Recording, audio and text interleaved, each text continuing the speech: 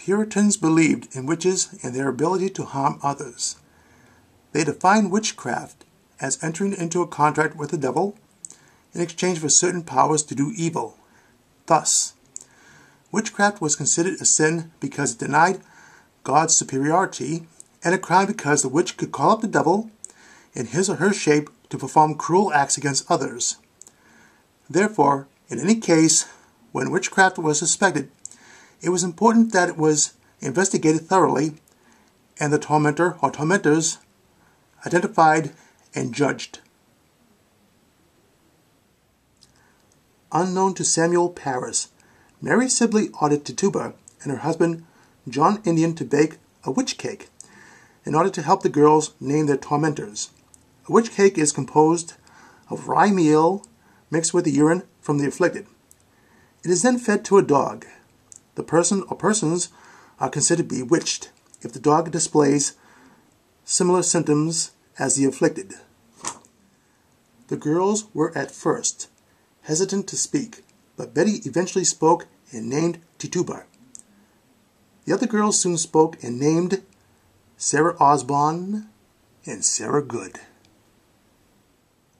All three women were prime candidates for the accusations of witchcraft. Sarah Osborne was an elderly lady who had not gone to church in over a year, and poor church attendance was a Puritan sin. Sarah Good was a homeless woman who begged door to door. If people failed to give her alms, she would utter unknown words and leave. Residents would often attribute her visits to death of livestock. They believed the mumbled words she spoke under her breath were curses against them for not showing her charity. Since Tituba was Parris' slave and well known to Betty and Abigail, it is no surprise that her name was the first to be called out by Betty. The negative reputations and low social standing shared by these three women clearly made them believable suspects for witchcraft.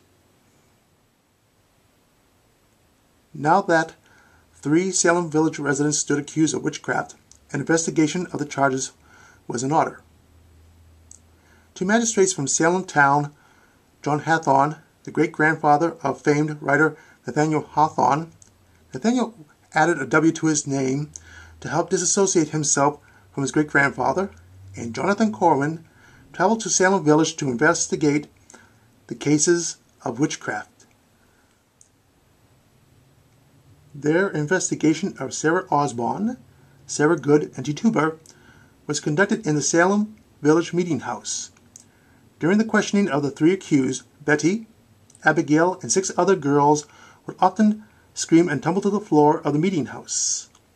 Even with the harsh questioning by the two magistrates and the unusual actions of the afflicted girls, Sarah Good and Sarah Osborne maintained their innocence. Tituba, however, confessed for 3 days.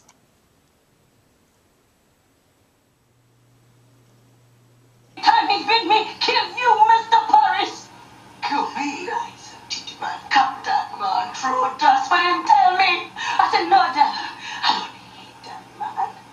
Him say, Tituba, you work for me. I make you free. I give pretty dress to wear. I put you way up high in the air, and you go flying back home to Barbados. And I say, no, devil, you lie. And then him come to me one stormy night and him say, Tituba, look, I has white people belong to me.